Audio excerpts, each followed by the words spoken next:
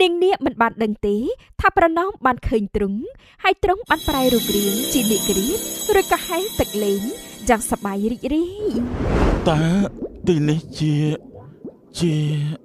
នេះគឺជាឋានប្រជុំនាគណាលោកថាម៉េចលោកចូលដួងកាយនេះចាស់បើកាលណាលោកចង់មកលេងនឹងខ្ញុំនោះដួងកាយនឹងនាំលោកមកដល់ទីនេះមិនខានទេបានហើយយើងសាកចោះទៅឋានប្រជុំនាគសិនទៅបានរឿងដួងកែវ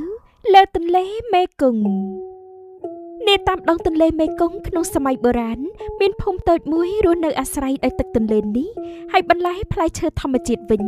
មានហូបមាននាំចេញឥតខ្វះផងទៀតនិងមានរឿងមួយទៀតនោះ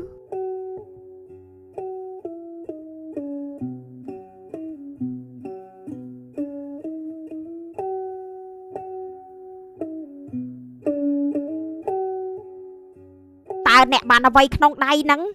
ចាគឺផ្កាឈូកនឹងណារួចចោះអ្នកមិនស្គាល់ផ្កាឈូកទេអី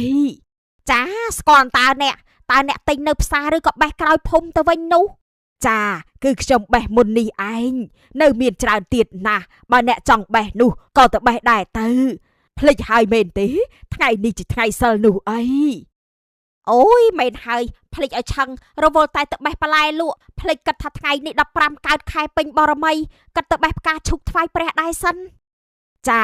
ហើយយប់នេះនៅលើដងទន្លេមេគង្គមានពន្លឺភ្លើងហោះចេញពីក្នុងទន្លេទៀតផងប្រយ័ត្នអត់បានមើលអភូតហេតុដ៏កម្រនេះណាអើយមែនហើយអ្នកណាទៅភ្លេចទៅកើតនោះខ្ញុំរងចាំពេលវេលានេះយូរហើយថាទៅណាអ្នកខ្ញុំមកឮតែគេនិយាយថាមានពន្លឺហោះចេញមកតែមិនដែលបានឃើញសោះមិនក៏អ្នកមិនដែលបានឃើញអញ្ចឹងពេលគេផ្អើលម្ដងនោះអ្នកមិនដែលបានទៅមើលនឹងគេទេមែនទេ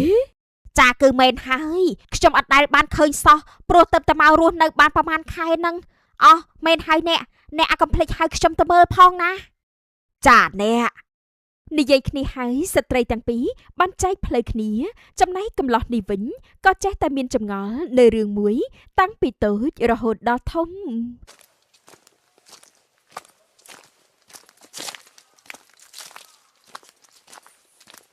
ម៉ែតើយប់នេះជាថ្ងៃ15កើតពេញបរមីទៀតហើយមែនទេចាកូនរួចចោះកំឡោះកូនម៉ែនេះកូនទៅវត្តដែរទេយប់នេះជាថ្ងៃបុណ្យវិសាខបូជានៅវត្តមានពិធីថ្វាយផ្កាជូនព្រះសម្មាសម្ពុទ្ធណាកូនបានកូនទៅតែម៉ែតើបុណ្យវិសាខបូជាគេធ្វើដើម្បីរំលឹកដល់អ្នកណាទៅម៉ែមិនក៏មានបងប្អូនប្រពតរៀងមករហូតអញ្ចឹងគឺបុណ្យវិសាខធ្វើឡើងដើម្បីរំលឹកដល់ថ្ងៃដែលព្រះពុទ្ធប្រសូតព្រះពុទ្ធត្រាស់ដឹងនិងចូលបរិនិព្វានណាកូនជាវេលាសំខាន់ចំនួន3ផ្សេងខុសគ្នាតែមិនក៏សម្រេចថាយកថ្ងៃ15កើតអញ្ចឹងម៉ែក៏ព្រោះតែចំណុចទាំងនេះគឺចំថ្ងៃតែមួយពលគឺថ្ងៃព្រះពុទ្ធប្រសូតត្រាស់ដឹងនិងបរិនិព្វានគឺចំថ្ងៃ15កើតដូចគ្នាអូគឺអញ្ចឹងទេអីម៉ែចុះម៉ែរួចរឿងមួយនោះវិញនោះរឿងអីទៅកូនម៉ែតើហេតុអីក៏មានពន្លឺហោះពាសពេញផ្ទៃទឹកនាដងទន្លេមេគង្គក្នុងពេលរាត្រីបែបនេះរឿងនេះមែនទេម៉ែក៏មិនដឹងច្បាស់ដែរណាកូនម៉ែគ្រាន់តែដឹងថាឲ្យតែមានថ្ងៃបុណ្យវិសាខបូជាតែតែមានពន្លឺហោះចេញពីក្នុងទឹកមកប៉ុណ្ណោះតើម៉ែធ្លាប់ឮខ្លះដែរទេថាអាចមានមកពីអ្វីនោះតាំងពីដើមមកគ្រប់គ្នាបាននិយាយបន្តគ្នាថានោះគឺជាពន្លឺទេវតាខ្លះក៏និយាយថាជាដួងកែវនាគបង្ហោះឡើងក្នុងបំណងបូជាថ្វាយព្រះពុទ្ធណាកូនបានម៉ែ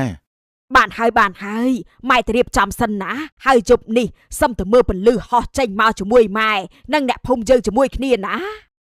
បានម៉ែប្រណមថ្ងៃនោះមិនអស់ចិត្តសោះគាត់ដើរបណ្ដើគិតបណ្ដើរហូតដល់មាត់ទន្លេគាត់អង្គុយចុះនិងបាននិយាយម្នាក់ឯងថាតើពន្លឺនោះហោះចេញមកពីណាទៅណោះហើយតើមានមនុស្សធ្លាប់ចាប់ពន្លឺនោះបានទេហើយតើពន្លឺនោះអណ្ដែតឡើងក្បែរអ្នកស្រុកដែរទេណោះគិតម្នាក់ឯងឆ្ងល់ម្នាក់ឯងតែគាត់គ្មានទទួលបានចម្លើយអ្វីទេរីឯរាត្រីកាលក៏បានមកដល់ដូចគ្នាអើយអ្នកខ្ញុំផ្ទះសានណាស់ខ្ញុំចង់ឃើញពន្លឺហោះចេញពីទឹកនោះខ្លាំងណាស់នេះចាខ្ញុំក៏ចង់ឃើញដែរចំណែកខ្ញុំក៏ចង់ឃើញដែរ យប់នេះស្រាប់តែផ្ទះសាដូចអ្នកដែរតែម្ដងទៅហើយ លោកពូមេភូមិធ្លាប់ឃើញហើយនៅតែចង់ឃើញទៀតនោះពូនឹងហើយក្មួយអាភូតហេតុចម្លែកអ្នកណាដែលថាមិនចង់ឃើញនោះសំខាន់ណាគឺពន្លឺនោះស្អាតណាស់ចង់តែចាប់ទុកទេគ្រប់គ្នាបានចោលភ្នែកក្រឡេកសម្លឹងមើលទៅឆ្ងាយរហូតដាច់កន្ទុយនេត្រាលឺរាត្រីកាន់តែជ្រៅកាលណាឃើញថាពន្លឺក៏ហោះចេញពីទឹកមកមែនបងប្អូនអើយមើលចោះនោះគឺជាពន្លឺហោះចេញពីក្នុងទឹកទន្លេមកហើយនោះគឺមកហើយណាអើយព្រះអើយពន្លឺអីគេទៅណោះស្អាតណាស់មើលចោះពន្លឺប៉ិតជាហោះចេញពីផ្ទៃទឹកទន្លេប៉ិតមែនណាអស្ចារ្យណាស់សាធុសុំលៀបសុំជ័យផងទៅចុះគ្រប់គ្នាបានត្រឹមមើលឃើញថានោះគឺជាភាពអស្ចារ្យដែលបានកើតឡើងចំណែកប្រណមវិញនោះមិនត្រឹមតែបែបនេះទេថែមទាំងឆ្ងល់អំពីដំហេតុទៀតផងតើទឹកអាចបង្កើតពន្លឺនោះចេញមកបានដោយរបៀបណាទៅតើនោះជាបាតុភូតធម្មជាតិឬក៏ជាដួងកែវនាគខ្ជាក់ចេញមកមែនទេដឹងប្រណមបានដើរចេញពីចំណោមអ្នកភូមិជាច្រើនហើយគាត់នៅតែបន្តគិតនិងពិភាក្សារហូតដល់ភ្លេចខ្លួននិងបានទៅដល់កន្លែងមួយព្រមទាំងបានឃើញថាអូតើនោះជាពន្លឺអីមិនក៏ធំជាងពន្លឺដែលខ្ញុំបានឃើញមុននេះទៅទៀតអញ្ចឹងនោះមើលចុះថែមទាំងស្អាតទៀតផងមិនមែនជាពន្លឺធម្មតាទេតែនោះគឺជាពន្លឺរស្មី6ពណ៌ដែលបញ្ចេញពីរូបរាងកាយរបស់ព្រះនាងនាគមួយអង្គនោះឯង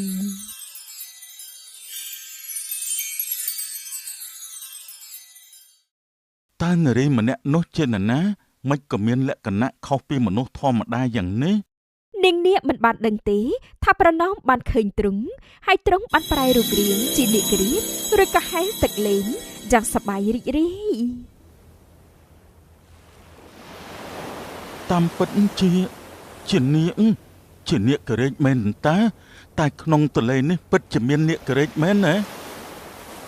ប្រណោមបានចូលកាន់តែចិត្តបន្តិចហើយគាត់ក៏រអិលជើងដួលចូលទឹកមួយទំហឹងធ្វើឲ្យនាងនាគបានដឹងនិងបាននិយាយថាអត់ទេមិនក៏មានមនុស្សនៅទីនេះតែគាត់បានឃើញរូបរាងនាគរបស់ខ្ញុំហើយមែនទេហេតុថាខ្លាចមនុស្សដឹងពីអត្តកំបាំងរបស់អំបូរនាគនាងនាគរៀបតែចោះទៅឋានបញ្ជុងនាគវិញហើយតែភ្លាមនោះទ្រង់ក៏បានសង្កល់ឃើញថានោះគឺជាលោកតាអត់ទេខ្ញុំមិនអាចឲ្យគាត់ស្លាប់ទេខ្ញុំត្រូវតែជួយគាត់សិនទៅបេះមិនដឹងថាជានិស្ស័យអ្វីទេប្រណមស្រាប់តែលេចទៅបាត់នៃផ្ទៃទឹកបាត់ទៅហើយដូច្នេះព្រះនាងមិនអាចជួយគាត់ឲ្យឡើងទៅលើគោគ្រានោះបានឡើយ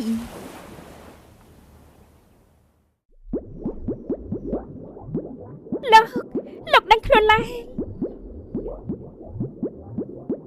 តើទីនេះជានេះគឺជាឋានបញ្ចុងនាគណាលោកថាម៉េចលោកស្ដាប់មិនច្រឡំទេហើយលោកក៏ជាមនុស្សទី1ដែរដែលបានមកដល់ទីនេះប្រសើរណាស់បើដូច្នេះខ្ញុំសុំសួរមួយសំណួរផងបានទេបានលោកសួរមកចាស់តើហេតុអីក៏មានពន្លឺហោះចេញពីក្នុងទឹកទន្លេមេគង្គយ៉ាងនេះនោះគឺជាដួងកែវនាគដែលអំបូរនាគពួកយើងខ្ជាក់ដើម្បីបូជាដល់ព្រះពុទ្ធនាថ្ងៃវិសាខបូជានេះឯងតើពន្លឺនោះនឹងអាចឲ្យប្រជាជនចាប់បានទេអត់ទេពួកគេជាមនុស្សធម្មតាហេតុនេះពួកគេមិនអាចទៅដល់ឬក៏ប៉ះបានឡើយអូគឺអញ្ចឹងសោះណោះខ្ញុំយល់ហើយតែថាតើពនាងអាចខ្ជាក់ដួងកែវឲ្យទូមង្គមបានឃើញផងបានទេលោកនេះមានសំណុំពរច្រើនដោយការណន់អញ្ចឹងបានហើយសុំលោកមើលចោះណាប៉ាត់ជាមែនហើយ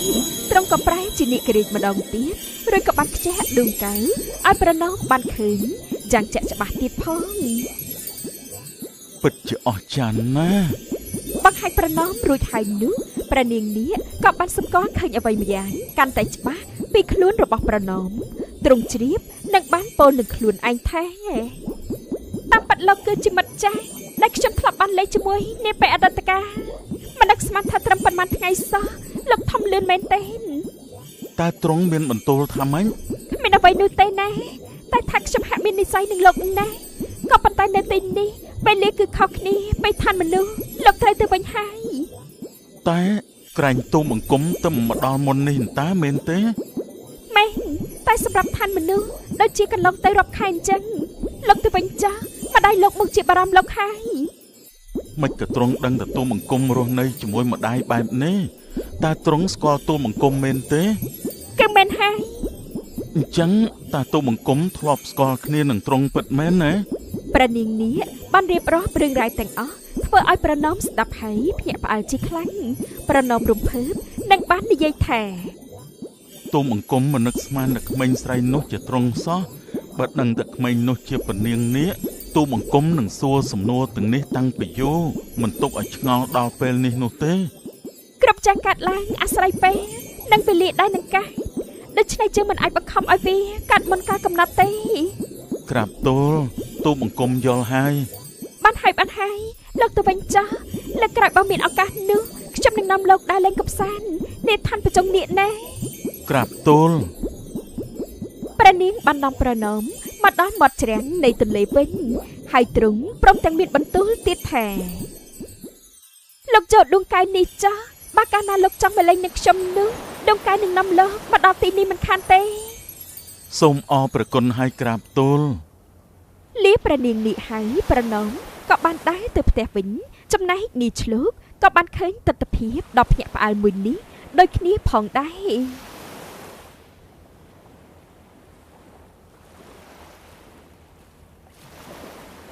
ការពិនអាបណំបាត់ខ្លួនទៅជាមួយនាងនាគសោះចង់ដឹងណាស់បើខ្ញុំអាចយកដួងកែវនោះពីវាបានខ្ញុំអាចទៅដល់ឋានប្រជុំនាគដែរអត់ណោះ គិតថានាយឆ្លូកក៏បានលោបតាមដានប្រណោមចប់រហូតព្រោះគាត់គិតថាឲ្យតែប្រណោមភ្លេចខ្លួនកាលណានោះគាត់នឹងលួចដួងកែវមកភ្លាម